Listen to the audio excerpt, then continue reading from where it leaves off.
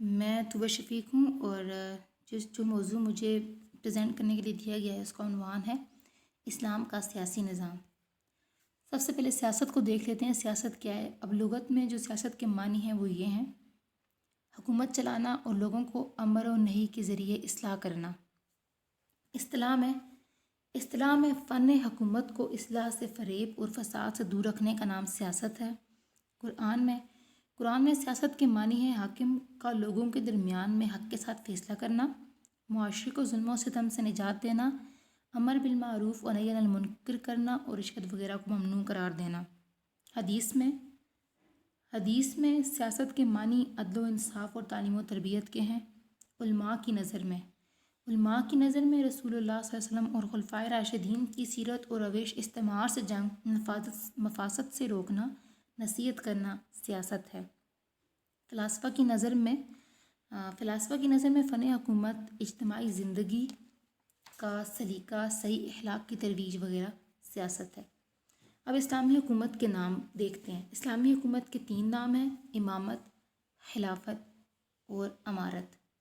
امامت کبریٰ: امامت ایک ایسی ریاست عامہ کا نام ہے جو پیغمبر اعظم صلی اللہ علیہ وسلم کی قانونی نمائندگی سے حاکمانہ بالادستی حاصل کرتی ہے اور دین و دنیا کی اجتماعی سرگرمیوں میں اپنی عظمت و طاقت کا اس طرح اظہار کرتی ہے کہ اس میں اعلیٰ رہنمائی کے اوصاف نمایاں ہو جاتے ہیں۔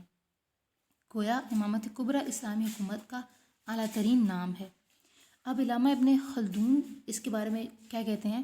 وہ کہتے ہیں حکومت کا وہ منصب جو دین کی نگہبانی اور دنیا کے سیاسی فرائض کو پورا کرتا ہے۔ خلافت اور امامت ہیں، اس کو امامت کبریٰ اور خلافت عامہ کہا جاتا ہے۔ علامہ شیخ محمد امین ابن عابدین کہتے ہیں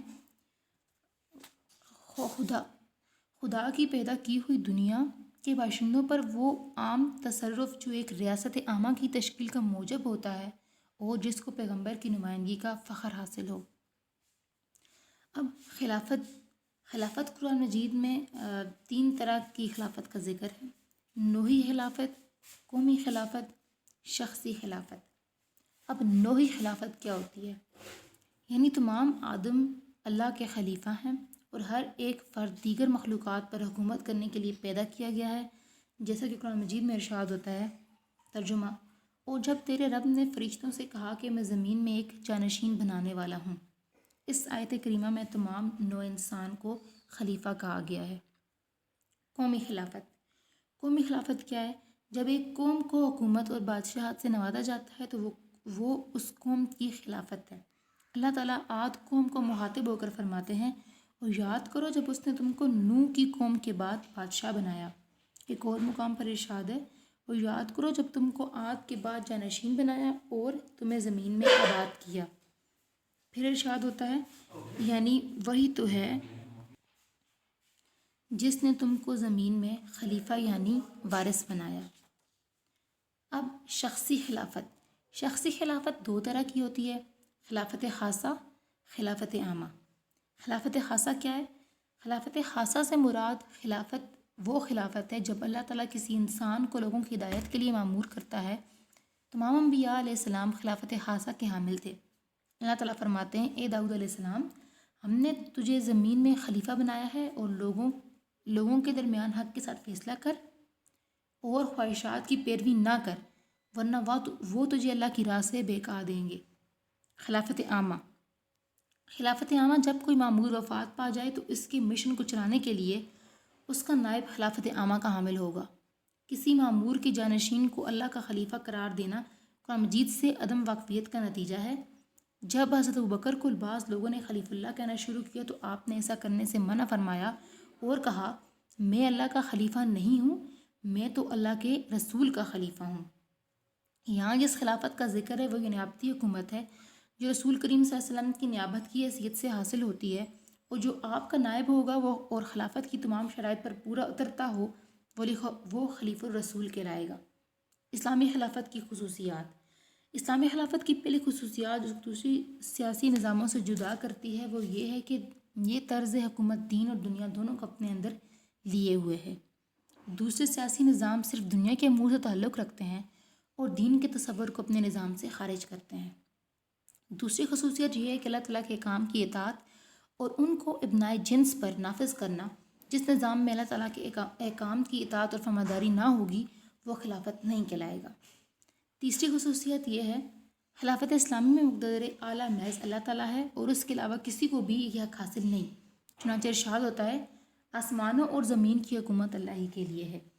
امارت، جب حکومت امور عاموں کو اپنے ہاتھ میں لے کر افراد امت کو معروفات کا حکم دیتی ہے اور منکرات سے روکتی ہے تو وہ امارت امت کا درجہ حاصل کر لیتی ہے۔ یہ لفظ امر سے مشتق ہے۔ امر کے معنی ہے حکم، اور حکم حکومت کا فعل ہے۔ ابو البقاء نے مختصر الفاظ میں امارت کی یہ تعریف کی ہے، امارت ولایت ہے، یعنی امارت حکومت ہے۔ امارت میں اطاعت اور غلبہ دونوں باتیں شامل ہیں اور یہی حکومت کی اصل ہیں۔ اب اسلامی حکومت کے رئیس کے خطابات دیکھتے ہیں۔ امام اعظم، یہ نام اس امر کو ظاہر کرتا ہے کہ امام حکومت اور رضائے حکومت کا قائد ہے۔ خلیفہ، رسول کریم صلی اللہ علیہ وسلم کا نائب ہونے کی وجہ سے خلیفہ کہلاتا ہے۔ امیر، معروفات کا حکم دینے اور منکرات سے روکنے کی وجہ سے امیر کہلاتا ہے۔ اب خلیفہ کی ضرورت کیا ہے؟ رسول صلی اللہ علیہ وسلم فرماتے ہیں، حاکم رعیت میں ایسے ہیں جیسے روح جسم میں۔ ایک اور مقام پر ارشاد ہے، 3 آدمی اگر چٹیل میدان میں بھی موجود ہوں تو اپنے میں سے ایک کو امیر بنائیں۔ حضرت عمر رضی اللہ عنہ فرماتے ہیں، اسلام بغیر جماعت کی نہیں اور جماعت بغیر امیر کے نہیں۔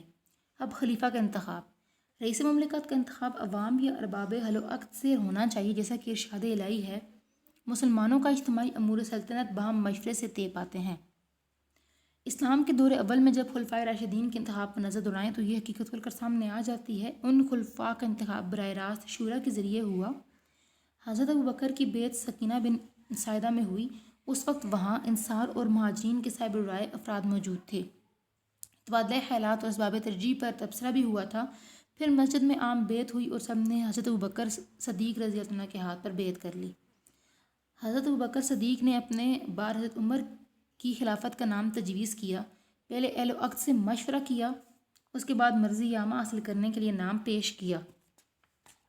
اہل عقد کی رائے اور مرضی عامہ معلوم کر لینے کے بعد حضرت عمر کو اپنے بعد خلیفہ نامزد کیا۔ اس نامزدگی میں بھی اپنی مرضی شامل نہیں بلکہ عوام کی مرضی شامل ہے۔ حضرت عمر نے اہل عقد کی ایک مجلس شورا مقرر کر دی اور خلافت کے لیے چند نام تجویز فرما دیے۔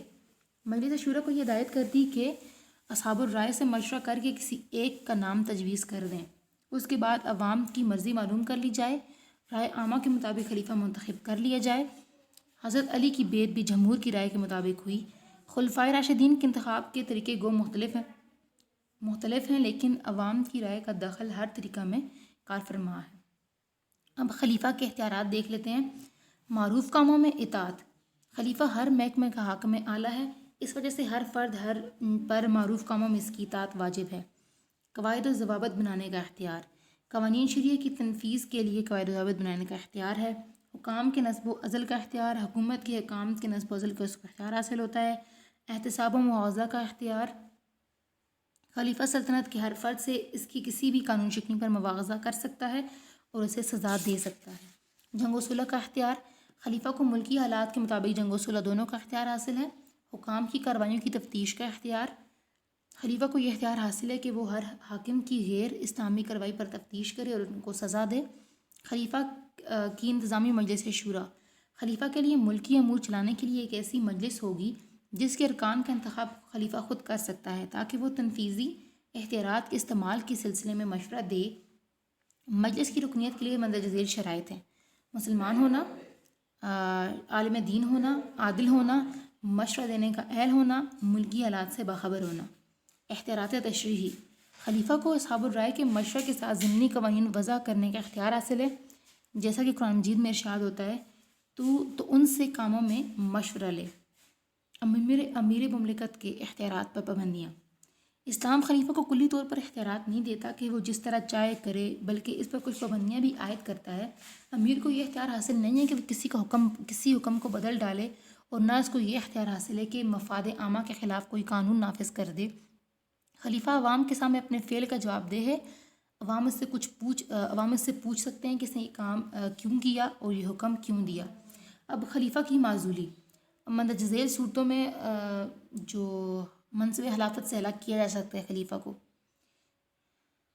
خلیفہ دین اسلام سے مرتد ہو جائے، پاگل ہو جائے، دشمن کے ہاتھ اسیر ہو جائے اور رہائی کی امید نہ رہے، کوئی مرض لائق ہو جائے اور سلطنت کے فرائض انجام نہ دے سکتا ہو، فسق و فجور میں مبتلا ہو جائے، قانون کی بالادستی کو تسلیم نہ کرے، مسلمانوں کی دینی اور دنیاوی امور کی حفاظت نہ کرے یا بیرونی حکومتوں کا اعلی کار بن جائے اور ملکی مفاد کو چھوڑ کر بیرونی حکومتوں کے مفاد کی پاسداری کرے۔ سید شریف لکھتے ہیں، اگر مسلمانوں کے کام درست طریقہ پر انجام نہ پائیں اور دین کے معاملات میں خرابی کی صورت نظر آئے تو امت امام کو عہدہ سے علیحدہ کرنے کا حق رکھتی ہے۔ اجتماعی نظم کے لیے امام کا تقرر بھی امت کے حق میں ہے اور معزول کرنا بھی۔ اگر امام ارباب حل و عقد کے مشورہ کے بغیر حکومت کا نظام چلانا چاہے تو اس کو معزول کر دینا چاہیے۔ ابن عطیہ لکھتا ہے، اگر صدر حکومت ماہرین علم و فن اور امت کے دین دار افراد کا مشورہ طلب کیے بغیر اپنی رائے سے کام کرتا ہے تو اس کو عہدہ سے معزول کر دینا چاہیے۔ اس پر تمام علماء قانون متفق ہیں۔ رسول کریم صلی اللہ علیہ وسلم کی حدیث سے یہ امر واضح ہوتا ہے کہ خلیفہ کی اطاعت اس وقت تک ضروری ہے جب تک وہ اللہ تعالیٰ کا مطیع ہے۔ رسول کریم صلی اللہ علیہ وسلم فرماتے ہیں، امیر کی معصیت میں کوئی فرمانبرداری نہیں ہے، فرمانبرداری صرف معروف میں ہے۔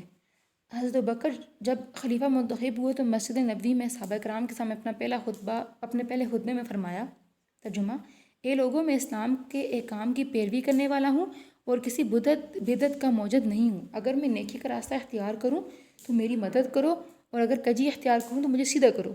صحابہ نے فرمایا، ہم آپ کو نیزوں کی آنیوں سے درست کر دیں گے۔ یہ تھی میری ساری پریزنٹیشن۔ آپ کے قیمتی وقت کا بہت شکریہ۔ Have a nice day. Thank you.